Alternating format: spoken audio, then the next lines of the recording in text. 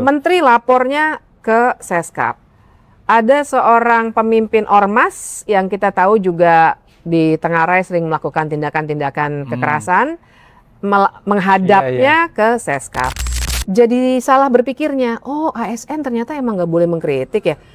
Tadi baru aja saya ketemu temen yang dia bilang, Mbak di daerah tuh kena loh argumen itu. Jadi ASN di daerah tuh makin kita nggak boleh, nggak boleh loh mengkritik loh.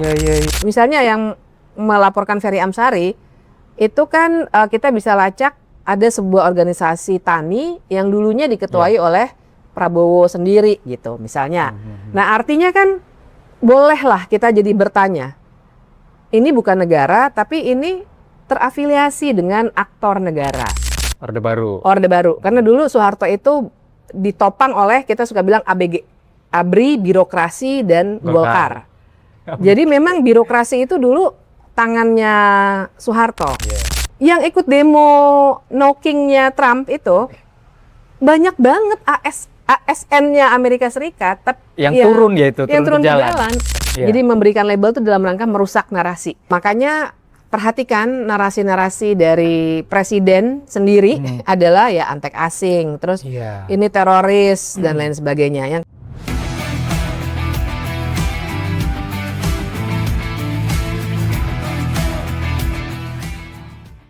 Kawan-kawan bengkel video, hari ini tepatnya malam hari yang dimana anginnya sebenarnya ada sih tapi dikit.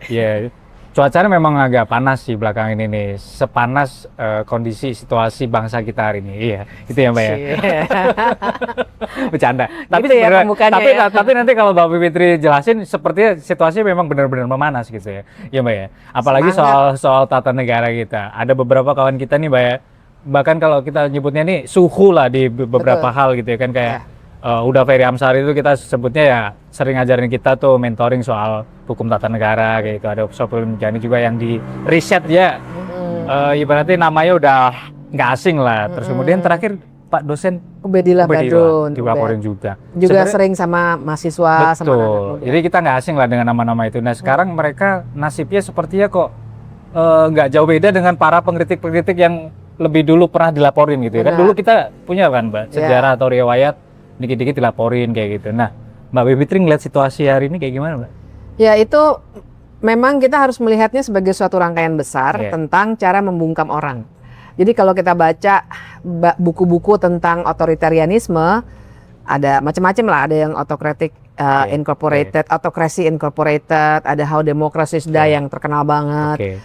Itu kita bisa menyarikan ada yang namanya authoritarian playbook alias resep para pemimpin otoriter, kira-kira gitulah kalau diterjemahkan dalam bahasa Indonesia.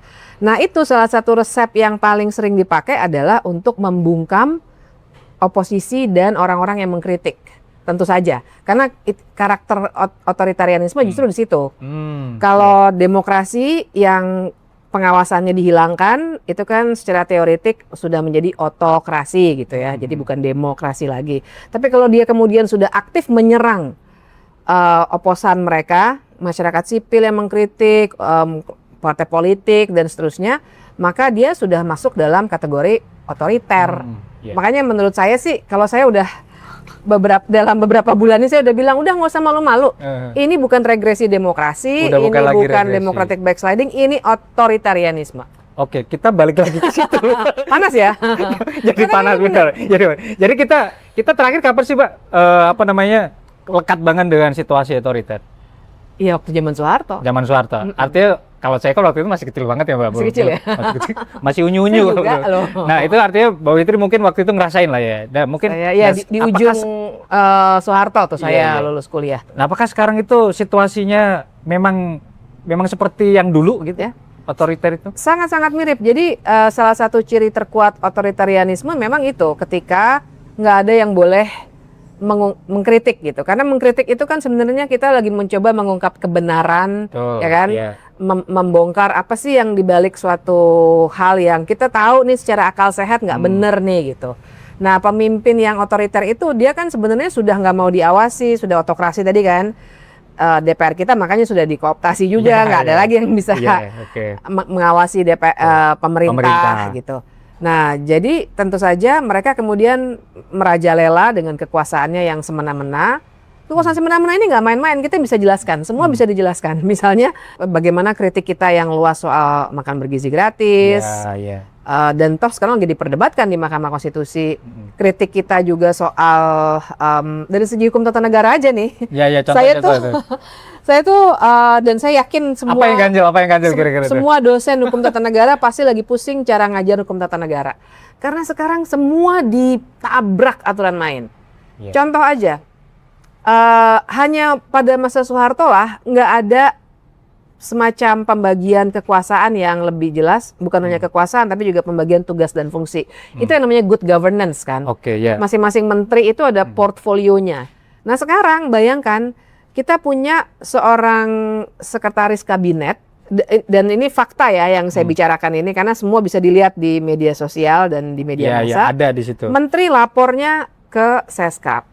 Ada seorang pemimpin ormas yang kita tahu juga di Tenggarai sering melakukan tindakan-tindakan kekerasan, menghadapnya ke Seskap.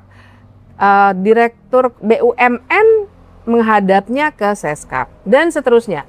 Jadi itu aja nih, ini saya menjelaskannya fenomena hukum tata negara nih ya, bukannya like and dislike ya. Orang kan jadi boleh bertanya dalam kajian hukum tata negara, jadi sebenarnya tugas dan fungsi sekretaris kabinet itu apa? Ketika misalnya yang mengurusi perumahan rakyat, ada menteri perumahan. Yang mengurusi apa lagi ya misalnya ya, BUMN, ada menteri BUMN. Kan kita jadi punya kebingungan sebenarnya. Nah jadi hal-hal seperti itulah yang kita lihat akhir-akhir ini sehingga kita banyak mengemukakan kritik seperti saya barusan. Nah, ketika mengkritik orang seperti Ubedillah Badrun sebenarnya kan menyatakan seperti yang barusan saya katakan, walaupun memang kata-katanya dia bilang kan kalau nggak salah beban gitu ya, Prabowo itu beban misalnya dia bilang gitu. Dia dilaporkan. Nah, memang mereka ya, saya yakin pemerintah akan bilang, loh itu bukan pemerintah, coba aja lihat. Memang betul bukan, tapi kan begitulah cara, makanya dibilang authoritarian playbook, resepnya pemimpin otoriter tuh caranya begitu. Memang bukan negara, bukan jaksa gitu yang menggugat, ya enggak, tapi orang-orang yang kalau kita lacak dari segi analisis aktor, misalnya yang melaporkan Ferry Amsari, itu kan kita bisa lacak ada sebuah organisasi tani yang dulunya diketuai oleh Prabowo sendiri gitu misalnya. Nah artinya kan bolehlah kita jadi bertanya, ini bukan negara tapi ini terafiliasi dengan aktor negara. Jadi memang ini cara efektif untuk membungkam. Nah menurut authoritarian playbook itu paling tidak ada 4 cara. Ini juga sudah sering didiskusikan ya kalau membicarakan shrinking civic space. Yaitu membungkam melalui hukum. Yang kedua itu secara fisik, kita tahu kawan kita Andri Yunus itu teror fisik ya. Juga yang mengirim apalah bangkai tikus lah, bangkai ayam, kepala babi. Itu termasuk teror fisik. Yang ketiga itu teror digital. Cukup banyak yang di-doxing, di-hack dan lain sebagainya. Ngalamin bakal itu kita. Ngalamin ya, semua kayaknya kita ngalamin, saya juga ngalamin. Yang keempat itu administratif. Maksud saya administratif tuh mungkin ada yang dikulik-kulik apa pajaknya atau dikulik-kulik izin apa pengumpulan dana publik untuk NGO, hal-hal kayak gitu. Nah, itu metode yang standar. Nah, teman-teman kita itu bertiga kan juga nggak sendiri. Nggak cuma bertiga. Iya, banyak. Kita harus kaitkan dengan yang pasca Agustus 2025, betul. 703 paling tidak. Lebih Mbak. Iya. Kalau Kemong Tapol ya, itu banyak banget, sampai 1000. Kalau kita ngitung yang masuk kasus hukum, kalau menurut laporannya Komisi Pencari Fakta 703. Oh iya. Jadi dan semuanya modelnya tuh sama. Maksudnya model pasalnya tuh pasal penghasutan, pasal apa namanya macam-macam ya, menghina lembaga negara. Walaupun kalau yang teman-teman 703 itu laporannya polisi gitu, misalnya polisi langsung memproses. Kalau yang Ferry, Saiful Mujani sama Ubedillah Badrun itu ada yang melaporkan ke polisi. Tapi artinya instrumen hukum itu dipakai untuk bikin orang diam, alias chilling effect. Takut diam ya betul, chilling effect itu Mbak. Nah ini situasi begini nih Mbak, kalau kita ya mungkin terbiasa dengan begitu, akhirnya jadi kayak oke, nggak takutnya mungkin nggak banyak gitu ya. Tapi kalau buat orang yang ini beberapa influencer tuh pada cerita juga tuh Mbak, mereka akhirnya jadi belajar pasal tuh. Kira-kira di tahap mana atau di batas mana tuh mereka nggak kena kayak gitu. Nah ini kan mengkhawatirkan ya Mbak ya? Benar. Jadi chilling efeknya itu kan pertama bagi orang-orang lain yang bikin jadi takut gitu. Banyak sekali memang yang juga datang ke saya bilang, gimana ya anak, terutama kawan-kawan muda ya, yang bilang gimana ya saya tetap mau bersuara tapi biar saya nggak dipidanakan. Betul. Iya. Saya bilang nggak usah memfilter diri sendiri. Saya suka pakai istilah gini, kita tuh ibaratnya kita nggak ngapa-ngapain aja. Ada resikonya. Resiko itu selalu akan ada kalau kita dianggap musuh. Bahkan dari segi narasi kita dibilang antek asing misalnya gitu ya. Jadi mereka bisa korek-korek apa aja, dibilang teroris lah, apalah gitu. Jadi bersuara aja terus, walaupun segi keamanan holistik kita itu harus dijaga ya. Kita lebih hati-hati, pakai verifikasi 2 langkah gitu. Tapi dalam hal apa yang kita bicarakan, menurut saya sih sepanjang bukan maki-maki pakai binatang. Kalau saya kurang setuju juga ya. Menurut saya itu nggak ini aja, nggak kena nanti kritiknya. Iya betul ya. Cuma sekedar rame aja sih itu. Sekedar rame aja. Kalau menurut saya mendingan kita kritik yang jelas. Ketika tadi saya ngomong, wah ini sih udah otoriter. Buat saya itu sesuatu yang bisa saya pertanggungjawabkan. Betul. Bukan sesuatu yang apa namanya tuh. Kayak misalnya jelek lo kayak semut, misalnya gitu kan, itu kan. Kok semut sih Mbak? Yang lain ada? Yang saya lihat aja. Nah itu kan sesuatu yang nggak kena gitu kritiknya. Betul. Kita ini kan memang punya security, nggak tahu ya Pak. Kalau dari pandangan Mbak Fitri, kita punya security culture nggak sih Pak sebenarnya? Maksudnya warga negara kita. Jadi kalau misalnya ada apa-apa gitu, sistem keamanan dirinya tuh udah ada gitu. Kita ada budaya kayak gitu nggak sih sebenarnya? Kayaknya kurang ya, karena kita secara umum, secara sosiologis kan kita ini sebenarnya dikenal sebagai kelompok masyarakat yang gotong royongnya kuat, saling menjaga. Jadi kita punya kepercayaan yang tinggi. Nah, sementara orang-orang ini sebenarnya nggak bisa dipercaya. Cuma kita sudah punya asumsi bahwa ya jalan-jalan aja. Andri saya yakin nggak nyangka bakal ada yang melakukan penyiraman air keras seperti itu kan. Makanya itu yang saya kira pesan saya sih itu ya, kita harus lebih aware, lebih hati-hati, yes. Tapi bukan berarti memfilter, karena itu yang diinginkan. Yang diharapkan sama ini. Efek yang diharapkan tuh itu, bikin kita diam, plus bikin orang-orang itu jadi terganggu. Maksud saya, mungkin ya orang kayak Pak Yusril kan misalnya bilang kepada Del Piero dan kawan-kawan, hadapi saja dengan gentle misalnya. Ini saya contoh aja ya, kita bersyukur kawan-kawan ini dibebaskan walaupun kemudian sekarang lagi dibanding. Tapi yang kita bisa kritik dari pernyataan semacam itu adalah, ya tentu saja Del Piero dan kawan-kawan bisa menghadapi itu. Dan kita bersyukur mereka sudah bebas. Tapi selama proses kan terganggu. Mereka di penjara gitu. Kemudian mereka nggak bisa kerja, secara mental terganggu, keluarga terganggu. Itu kan juga efek yang diharapkan. Jadi sebenarnya kan seperti menyiksa dalam tanda kutip ya, kehidupannya jadi goyah gitu. Karena proses hukum yang tidak seharusnya terjadi. Dihadapi ya kita bisa aja menghadapi, tapi kan itulah tujuannya untuk mengganggu kerja kita, termasuk mendistraksi kita dari persoalan yang sebenarnya. Gitu. Iya. Mbak, ini agak dalam nih saya mau nanya nih. Kita ini kan sekarang hidup di alam demokrasi yang kita sebut sekarang itu kan negara ya. Nah sementara yang kita kasih amanah nih, pemerintah kita ini ya, ini kan kelakuannya yang udah dijelasin sama Mbak Fitri ini kan panjang dan lebar, ini kurang lebih kayak nggak amanah gitu ya Mbak ya. Nah kita punya alternatif apa selain ini Mbak? Selain kita titipkan kekuasaan kita ini untuk kepada pemerintah gitu, ada alternatif lain nggak sih secara tata negara kayak gitu?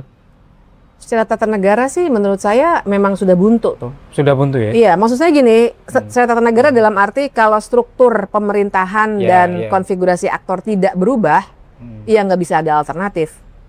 Pada akhirnya paling kita bisa ya warga jaga warga gitu misalnya. Kita saling membantu. Nanti saya kira kalau terjadi betul krisis ekonomi misalnya ya kan kata pengamat begitu, tapi udah dibantah katanya inflasi pengamat. Kalau itu terjadi kita bisa saling membantu. Tapi dari segi kita kan mesti membicarakannya secara sistem ya. Betul. Karena segala sesuatu ini terjadi secara struktural, kemiskinan struktural, kebodohan juga sebenarnya struktural. Nah, selama struktur ini nggak dibongkar, termasuk aktornya, ya kita sebenarnya nggak punya alternatif. Oke. Sadly kayak gitu. Iya. Makanya ketika di titik ini menurut saya jadi normal untuk dalam sebuah negara demokrasi ya. Iya. Makanya jadi normal ketika ada orang seperti Saiful Mujani dan Ferry Amsari yang membicarakan soal penggantian kekuasaan. Oke. Normal-normal aja. Makanya semua konstitusi di negara demokratis pasti menyiapkan mekanisme penggantian kekuasaan. Nah, di kita itu yang dibahas sama Ferry kan, pasal 7A, 7B Undang-Undang Dasar yang bilang kalau presiden dan atau wakil presiden melakukan adalah beberapa ya tindak pidana korupsi dan seterusnya bisa digantikan. Kemudian Saiful Mujani ini yang menyebabkan dia dibawa ke polisi kan, dia bilang dia sebenarnya bertanya sih Mbak kalau lihat secara kalimat utuhnya ya, cuma nanya aja. Karena dia menanggapi Ferry kan, karena dia kalau nggak salah sebagai penutup dia. Jadi dia bilang ya ini memang susah nih DPR-nya. Semuanya udah fraksinya pemerintah, yang mana itu fakta memang, bukan gosip, memang fakta. Orang semuanya udah jadi menteri kan, hampir semua jadi menteri. Tanggapan itu tanggapan yang biasa saja dalam sebuah negara republik yang memang penyangganya adalah percakapan kepublikan seperti itu. Kalau ada yang nggak setuju, perdebatkanlah. Tapi jangan pakai hukum. Nah itu soalnya. Ketika pakai hukum, itu sudah menunjukkan bahwa memang pemegang kekuasaan nggak mau ada percakapan kayak gitu. Dan itulah sebenarnya sudah jadi ciri khas otoritarianisme. Iya. Dan kalau diperhatikan nih Mbak ya, ternyata memang narasi atau yang ramein kalau bahasa Bang Haris Azharuman itu kan, misalnya ini yang ramein ini kan sebenarnya pemerintah sendiri. Yang soal itu dan makar segala macam itu. Kan. Benar. Jadi sebenarnya ya benar kalau kata Mbak Fitri tadi, ini sebenarnya yang tidak nyaman dengan diskusi kemarin ya pemerintah memang benar. Dan ketika ada pelaporan begini ya wajar kalau kita nuduhnya pemerintah yang melaporkan gitu. Iya. Meskipun pakai orangnya orang yang tadi bukan ada beberapa layer lah ya. Gitu. Tapi ini kan terjadi nih Mbak di beberapa case gitu kan. Ternyata yang melaporkan memang nggak langsung pemerintah, tapi orang yang terafiliasi dengan pemerintah. Dan kita beberapa kali ngecek itu dan benar. Ya dalihnya pemerintah mungkin, ya bukan saya benar. Memang bukan pemerintah langsung. Orangmu bukan ya. Gitu. Kalau pemerintah langsung kan entah itu kepolisian karena ada laporan ada laporan tipe A, tipe B itu ya. Kalau kepolisian sendiri bisa. Atau pengacaranya pemerintah adalah kejaksaan. Ini memang bukan sih. Dia ngelaporin ke polisi gitu. Jadi memang bukan. Tapi kan skeptisisme juga dalam sebuah negara demokratis itu wajar-wajar saja. Betul. Jelaskan aja, tapi jangan dihantam dengan kasus hukum. Iya. Gitu. Mbak, terus kemudian nih Mbak, kalau kita ngomong soal respon pemerintah ternyata yang dalam tanda kutip ya reaksinya itu berlebihan nggak sih Mbak? Kalau menurut saya sih berlebihan ya. Apa dikit-dikit dianggap ya tadi ada yang disebut invasi pengamat. Ya kita tuh ngeritik sesuatu yang fakta karena dibalasnya dengan sesuatu yang tidak substansial bagi kita ya. Tidak substansial, nah, itu kata kuncinya. Betul. Menurut Mbak Fitri yang begini-begini layak nggak sih jadi pemerintah? Enggak dong. Itu dia. Makanya saya bilang ini dia kata kuncinya, tidak substansial. Iya. Jadi dari buku-buku yang bisa kita baca itu, ngomong-ngomong saya lagi mau terjemahkan salah satu buku yang ada ininya langsung ciri-ciri negara otoriter. Nanti harus nongol di sini. Oh, boleh. Lagi diolah sama teman-teman PSHK. Jadi salah satu cirinya itu tadi kan saya sebut satu menyerang itu ya, menyerang oponen gitu. Tapi juga ada ciri lainnya yaitu untuk memberikan label pada musuh-musuh politiknya. Jadi merusak narasi. Jadi memberikan label itu dalam rangka merusak narasi. Makanya perhatikan narasi-narasi dari presiden sendiri adalah ya antek asing, terus ini teroris dan lain sebagainya. Yang kemudian digaungkan berikutnya oleh orang-orang yang bahkan bagian dari pemerintahan. Tenaga ahlinya KSP, berarti kan dia digaji oleh negara kan. Kemudian juga yang ingin saya katakan adalah tidak substantifnya itu. Jadi bahkan ketika mau menyerang karena nggak mampu menyerang secara substantif, nggak mampu menyerang core argumennya, mereka bikin logical fallacy. Sebenarnya kan mereka kill the messenger ya. Mereka nggak bisa berdebat dengan Saiful Mujani, nggak bisa berdebat dengan Ferry Amsari, maka mereka bilang, wah Ferry Amsari ini ASN nih nggak boleh nih. Rame itu mengkritik presiden. PNS katanya nggak boleh kritik. Nggak boleh kritik. Gitu loh. Kan itu logical fallacy ya. Karena dia udah menyerang orangnya. Jadi ad hominemnya tuh di situ yang saya maksud. Sehingga akhirnya kita memperdebatkan lagi ASN, tapi kita nggak balik ke core argument bahwa apa sih, Ferry kan kasusnya itu karena membicarakan soal impor ya, swasembada beras ya. Bicarakan aja swasembada beras, bongkar semua datanya, verifikasi, datanya luar biasa banyak. Tapi kita jadi nggak ke situ, kita jadi ngomongin, dikaburkan, emang ya? ASN nggak boleh mengkritik pemerintah ya, kan? Dan saya sebenarnya ikut mengomentari dan saya diserang juga. Sebenarnya saya nggak happy mengomentari argumen yang ad hominem kayak gitu, tapi saya merasa perlu ini ngerusak narasi orang. Saya khawatir orang yang nggak kayak kita sehari-harinya berkutat dengan isu publik kan banyak ya. Jadi salah berpikirnya, oh ASN ternyata emang nggak boleh mengkritik ya. Tadi baru aja saya ketemu temen yang dia bilang, Mbak di daerah tuh kena loh argumen itu. Jadi ASN di daerah tuh makin kita nggak boleh, nggak boleh loh mengkritik loh. Saya bilang bener di daerah. Kamu jelasin nggak? Ya kita nggak ada kapasitas untuk jelasin gitu. Nah makanya buat saya itu kan merusak pikiran orang, merusak sistem, dan memang tujuannya adalah jadi bikin patuh ASN juga. Bahaya nih. Korelasinya sepertinya banyak sekali ASN yang sekarang disuruh masuk Komcat ini. Nah itu juga aduh. Kan kemarin baru latihan. Iya. Kan banyak tuh ya latihan itu. Oke Mbak Fitri. Tadi ya soal ASN tadi itu Mbak. Sebelum nanti ke penutup nih ya. Jadi soalnya itu saya pengen banget ngomongin itu. Mbak, itu situasi kayak begitu kan akhirnya jadi sesuatu yang bahaya aja. Bahaya karena dan itu memang yang diinginkan. Oke, apalagi ASN muda ya kan. Kalau misalnya saya yakin banget nggak usah jadi SJW gitu ya. Nggak usah jadi aktivis. Tapi kan sebenarnya kalau kita mau mengkritik kan asal muasalnya tuh akal sehat aja kan. Jadi di dalam status sebagai ASN sebenarnya kalau orang punya pikiran sehat pasti dia mau aja mengkritik. Nah anyway jadi ASN itu salah kalau dibilang nggak boleh mengkritik. Karena begini, kita lihatnya dari dua hal ya. Pertama aparatur sipil negara, bukan aparatur sipil pemerintahan kan? Negara sama pemerintahan tuh beda loh. Negara itu sesuatu yang abstrak tetap, kalau pemerintahan itu dia berganti-ganti. Karena tergantung dari konfigurasi politik pada suatu masa tertentu. Ya kayak sekarang. Sekarang Prabowo Gibran. Dulu SBY JK dan seterusnya gitu kan. Itu pemerintah kan. Tapi negara ini tetap negara Indonesia kan. Nah jadi ASN dibayar oleh pemerintah bukan? Pelaksananya pemerintah. Karena Menteri Keuangan di bawah pemerintah. Kan pemerintah itu eksekutif. Tapi uangnya, uang kita. Uang negara.